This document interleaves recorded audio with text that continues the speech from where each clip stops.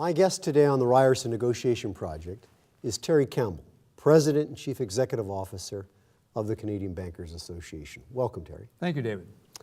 Mr. Campbell has served in a variety of different positions with the Canadian Bankers Association, including financial institutions and trade policies. He's worked for a period of time with the Ontario Ministry of Finance and served as a senior policy advisor as it relates to the Freedom of Information and Privacy branch of the Ontario Management Board. Our guest serves as a director of a variety of different organizations, including the International Banking Federation, and was a former director of the Deposit Insurance Corporation of Ontario and the Guelph Museum Board of Management. Terry Campbell has a Bachelor of Arts from the University of Toronto, a Master of Arts from Queen's University, and has graduated from the International Banking Summer School in the United Kingdom. And he's also a graduate of the Institute of Corporate Directors. Indeed. Our guest has served as an advisory member to the Carleton University School of Public Policy, the Schulich School of Business, Consumers Council of Canada, and was a facilitator with the Canadian Mental Health Family Education Clinic in Guelph way back in 2005. Am I correct on that? Absolutely, yeah. So Terry, welcome to our program. We're delighted to have you. Thank you for inviting me. I'm quite excited to be here. Tell us, if you will, the kinds of stakeholders, internal stakeholders, that you as the president of the Canadian Bankers Association would have. Obviously, it's the Royal Bank and Bank of Nova Scotia, but could you just elaborate on who those stakeholders are? Sure. We, the Canadian Bankers Association, we are, as the title says, an association, a trade association representing all the banks in Canada. And everybody knows the big six banks, but in fact, you know, we have over 60 members. We have the large domestic banks, you mentioned Royal and Scotia. There are a growing number of smaller domestic banks, Canadian Tire Bank, for instance, Rogers Bank. And the third community are all the foreign banks. Now, they're all banks. They all have generally common issues, but each of those constituencies will have their particular issues, particularly the smaller banks. And the foreign banks will, because they have a different governance structure. So the challenge for us is they are our internal stakeholders. They are our constituency. We have to represent their interests. So what we need to do on any given issue is ensure that we can find common ground among all those different interests. Common ground that allows us to go forward and speak confidently that we have the full membership behind us. On some issues, for instance, the big, larger banks might take one position, the smaller banks might take a different position, often on issues just based on size. And we have to do, before we can go and negotiate with the government, we need to make sure that we find that common ground. Share with us, particular students who are watching the program, like, why would a Canadian Tire want to have their own bank? Why would other corporations want to have their own bank? Well, so the rules got changed in 2001 to allow, most of the big banks, as some of your audience will know, have to be widely held. That is, that no one shareholder can control them. And that's because they're so large, right? But the policy decision was taken that for smaller banks, that issue wouldn't come into quite the same level of concern. So why would, say, a Canadian Tire or a Rogers or a Walmart? It will vary bank to bank, company to company, but basically they will make a decision that, for instance, Canadian Tire would find it very useful to be in the payment system, to issue credit cards under the name of a bank. So very often it's an adjunct to their main business, and usually, often it's in payments, sometimes it's in taking deposit accounts, sometimes it's in lending. But they will say this fits well with the nature of the business we have. Now, is that a difficult process? If I'm running XYZ Corporation, I just can't say tomorrow I'm going to be a bank. Oh no, it's a very challenging process. One of the strengths of the Canadian banking system, David, is its strength, its stability, its soundness, its solvency, and that didn't come lightly. We have a very strong prudential regulator, making sure that we have all the management systems in place, the capital levels, and so on. That is true whether you're a big bank or a small bank. So reserves become quite important. Absolutely, and you know, all the due diligence that the regulator has to do with the banks of a certain size, they have to do with the smaller banks, because once you're a bank, you are into the system. And so it takes months, sometimes years, from the application to the granting of a banking license. So a pretty cumbersome, challenging process to become a bank. I would use the word challenging rather than cumbersome. Challenging in the sense that they set high expectations and you have to meet them. But that's entirely fair, because anything less would weaken the system. So share with us, as the president of the Canadian Bankers Association, with diverse members, how do you arrive at your mandate? Yeah. Well, that's a question I live with every day, every single day. It is a question, two things I would say. First of all, we are a consensus organization. We don't freelance and we don't get ahead of our members, nor do we take positions where some of our members will say X and others will say Y, and we'll say, well, we prefer these guys. We do it on the basis of consensus.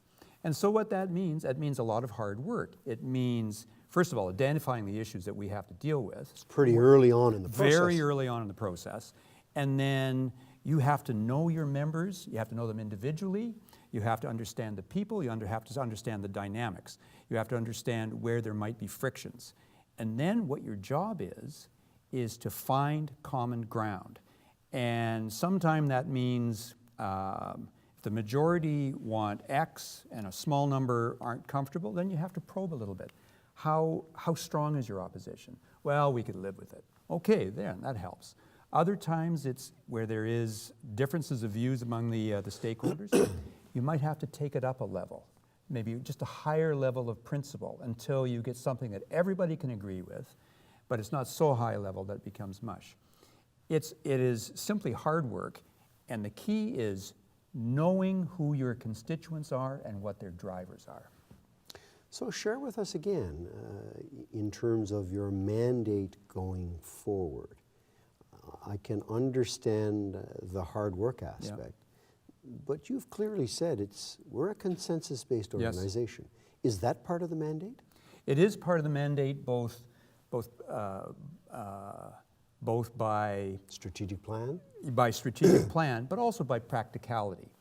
Because we are stronger, David, when we can say we represent the whole industry. If we can't say that, if there are some outliers, by definition, we weaken our own case, right? And so, and the members fully appreciate that, understand the nuances to that. Absolutely, that's rather amazing. Well, it does. Thank you for saying that. It works most of the time. Sometimes there are irreconcilable differences, but they're very rare.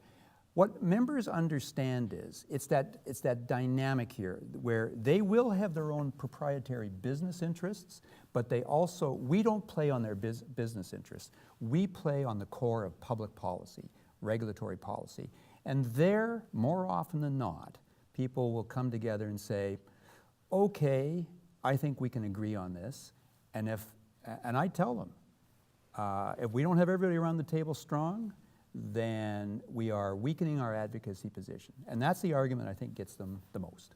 In preparation for these kinds of internal negotiations, right, or advocacy, yeah, what do you have to do in terms of preparing you and your team to be dealing with all of these constituent stakeholders? You said, yes, identify issues, yes, you want to be collaborative, yes, you want to be consensus-based, but what sort of preparation do you as the CEO have to do in those kinds of situations?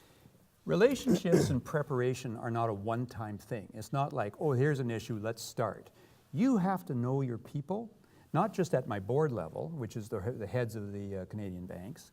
You know, we have a series of working groups and specialist groups below that, and they all feed up and down with each other. I've got my team, this is a rolling thing, David. It's so, on any given issue, my staff should be able to, and I should be able to, bring already a fairly strong reserve of knowledge as to what our banks will say. You know, it comes from dealing with them over years. And so an issue arises, we convene my staff and I'll say, you know, what would these banks likely say about this? You know, what does your experience tell you about that? And then we go out and we test. Well, how do you test? We test. Well, what we do is we do a little bit of vetting ourselves. We say, if there's an issue, let's say it's capital or a particular regulation that controls a business function, we will say, and again, this has to come from experience, what do we think the likely touch points and friction points are going to be? Let's identify them first. And then me with my board and my staff with their counterparts at maybe the working levels, we begin to test them out one by one. And we bring that back and see what we found. And then what we have to do is we come together with everybody around the table and we'll say, look, here's the issue, here's what's at stake, here's what we could lose, here's what we could win. We've talked to you, this is what we think it is, have we got it right? And then collectively around the table, then of course it's the nature of the discussion around the table, and invariably it flows. And our job as the CBA is not to be smarter than the banks. I mean, they're the technical experts. Our expertise is in managing the issue, shaping it so that the government will understand. This might take several meetings, but that's how we do it. So you've become, for governments, whatever political stripe they are, a very knowledgeable group of that sector, and they can rely on you that you are going to speak with one voice. I mean, that could frustrate them. It could frustrate them, that's right. But from a public policy point of view, they know who they're dealing with. David, you have nailed it. That is certainly our aspiration, and I would like to think that in most cases that's the case. From a practical level, it's much easier for the government to deal with one body rather than 60 individual banks, just from a practical level. But from the point of view of being able to go and sit down with Ottawa collectively, and I will go and I will bring representative banks along. We will have prepared in advance. We will know what people are going to say. We will know the points we want to make, but everybody feels more comfortable. The banks feel comfortable in the sense that they're not being singled out, like they're part of a collective whole and you're dealing with a regulator. The government feels more comfortable in the sense that we're getting a pretty good full across the board. Nothing stops it from individual banks talking to the government or vice versa. That's fine, but it should come through that one central spot. Share with us your communication style. Are you as a CEO dealing with your stakeholders, are you a one-on-one type of person? Are you a telephone? Are you email-based? Do you send reports around? What's the Terry Campbell communication style like? I will use all of those, but in different circumstances, right? Email for a widely dispersed group is easy just to get intelligence out there, quick updates and that sort of thing. It's not so good for formulating positions, not at all. So, email and that sort of stuff is good for planting ideas and intelligence. I'm very much a face-to-face person, and I often use, we're under the cone of silence here, and let's talk frankly. I take that back, and I always respect confidences. And then the second style that I use is that collective around the table. And what I do, David, is I try to be, I'm not one of these guys that likes tricks. I'm not one of these guys that likes gimmicks, or I try not to be unduly manipulative in my approach. I believe in transparency because it builds trust and credibility. And so when I'm speaking one-on-one or when I'm speaking with my board, I want them, and I think we've got it there, them to feel I'm getting the straight goods from Terry, and therefore we could pass all that noise and we can have a conversation. But the straight goods only comes from a track record of honesty and fair dealing and credibility. it takes a while to work on that, right? So that's your communication style. Would it vary in terms of your multi-party negotiations? And I think you do a lot of multi-party in the sense of your internal stakeholders. But when you're advocating on public policy, on the other side, sometimes there are multi-stakeholders, whether it's the Department of Finance, International Trade, Revenue Canada, what have you. Does your communication style, does it change with multi-parties? I would say no. I mean, inevitably, you can't be full transparency. I mean, you do have trade secrets and, business secrets and that sort of thing. But again, I am a firm believer in, to the extent possible, openness, transparency, and very often, David, what I will do is go into what I call reporting mode. Rather than, like that direct advocacy, I will say, I'm in reporting mode. I want you to know what I'm hearing from my members. It depersonalizes it a little bit, it makes it feel like it's less of that kind of maybe arm twisting, and it becomes a more neutral sort of reporting, and I can be very factual. So no, I think it's the same style. Apart from anything else, it's easier. You don't have to adopt different masks, right? You referenced a word which is very, very important in negotiations, extremely important in terms of developing relationships. You mentioned trust. Yes. What advice would you give to a young person who's starting in their new career about developing a personality, a reputation of trust? What does it mean to you, having spent a better part of your life at the higher echelons of public service, of public policy, in the financial community? How would you break it down? Because sometimes I think a lot of people say, trust, I don't know what it means. Yeah. Whew, that's a very good question. First of all, I think the advice is, as you go through your career, you're going to have to deal with a lot of people. We're talking formal negotiation here, but every day is a negotiation. It really is. It really is, on everything, big and small.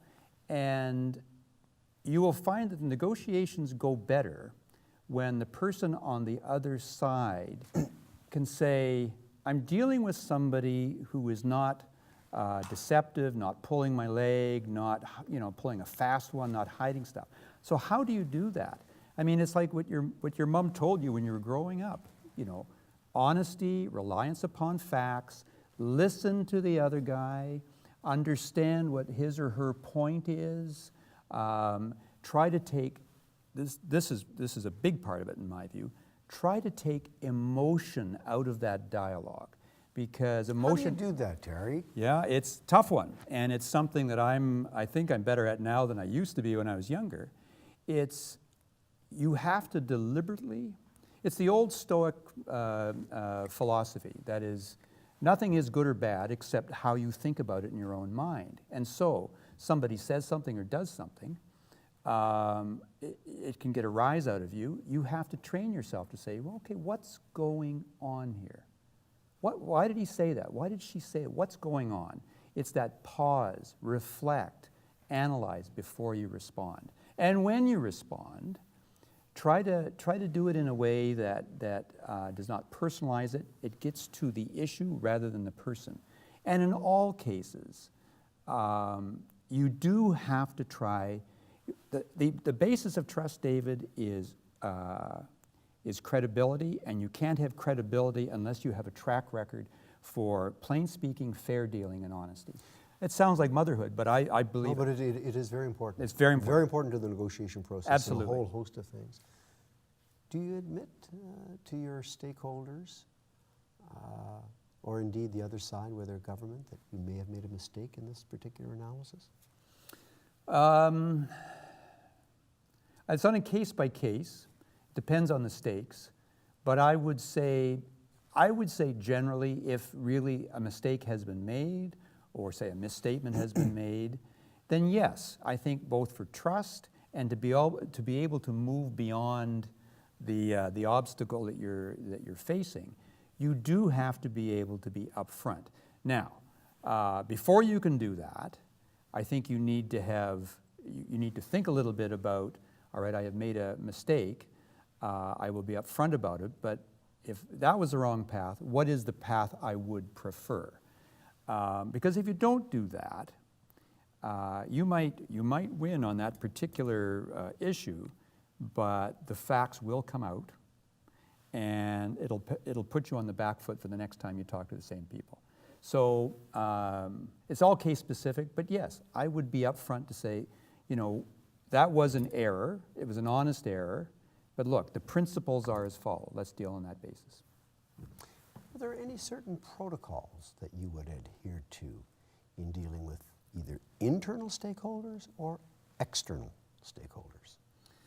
The protocols I think I would deal with, I would want to have in place is, there's nothing like preparation. Preparation, preparation, preparation, by which I mean, before you go into any kind of negotiation or discussion or anything, you really need to know what the other side's interests are. What are their motivations? What are their interests? What do they want to achieve? And their interests, Terry, I don't mean to cut you off, but No. their interests are much more than just their public statements. Oh, absolutely. And this is why you have to get past it. If you go into a negotiation without that preparation and without knowing, then you know you're floundering. I think if you're surprised during a negotiation, that's an admission of failure. You should not be surprised. Now, I mean, that's a platonic ideal. So how then do you not become surprised? You got to know the other side and do your intelligence. But I'm actually a big believer, and again, I don't want to sound Pollyanna-ish here, but I'm a big believer in negotiations should not be just a one-off set piece. They should be part of a continuum of dialogue.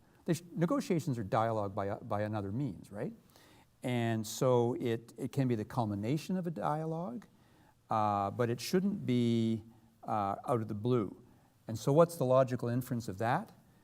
I make it a practice, except where, you know, you can imagine there might be some difficulties, but I make it a practice generally of, as we're entering into an issue, talking as openly as I can, say with the government, to say, what are your interests? Like, what are you trying to achieve here?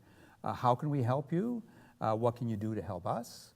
The more you know about that, A, you can take it back to your own members, and B, you can get rid of a lot of noise, right? You can get rid of the stuff that is just not going to go anywhere. Not everybody does that. I have just found that it makes the other side more comfortable and builds up the trust. How do you engage, I'm going to call these third-party stakeholders. Right. How do you engage in the public policy process of non-governmental representatives? Yes. Whether it be different political parties, whether it be a specific third-party stakeholder who is anti the bank, Yep. or anti-aspects of the bank. How do you deal with that? Well, in many ways, it's much the same in the sense of you got to get into the other person's head. You know, what's driving them? What's motivating them? What have they said about the banks or an issue in the past? Why have they said that? If it's a politician, is it something that they said during a campaign, or is it something they've said in the House, or is it something they've said privately? You try to gauge how real this is. If it's a consumer group, for instance, you're trying to understand what drives them. Then, once you've got that, it's a matter of sitting down, and you know what the first thing to do is, you know, and sometimes large institutions aren't very good at this. I think our members are pretty good, and the CBA tries to be pretty good. You listen first. You give before you get. Tell me what's on your mind. What are you concerned about? Why? I need to understand. So talk to me already. And A, it's often disarming. And B, you know, okay, I'll tell you exactly what I think. B, as they're talking to you, and if you're listening real carefully, and it's not just a ploy, they'll say something that says, aha, I get it. I know what's really pushing them. And then you can explore on the basis of the issue rather than the rhetoric. I mean, you're making here some pretty substantive interventions. I mean, listening in terms of the negotiation process, whatever it may be, is pretty essential for a successful outcome. I think you're right, because otherwise it's just a series of volleys, right? You know, I say something, you say something back, and we're talking past each other. If you go, now, again, it's situational, but if you can go in and it's part, remember as I was saying, it's a continuum. The negotiations aren't that one-off. If you go into the negotiations feeling that you're not going to be surprised by what the other side is going to say and what they want, what does that presuppose? It presupposes that you have listened already. You've done your research, but you've listened. Apart from anything else, David, it's a respect thing, right? You know, I'll say, tell me what you're worried about, tell me what you want to achieve. As opposed to, look, I know what you want, I know what you're trying to achieve here. I'm going to tell you what, you know, the right way is.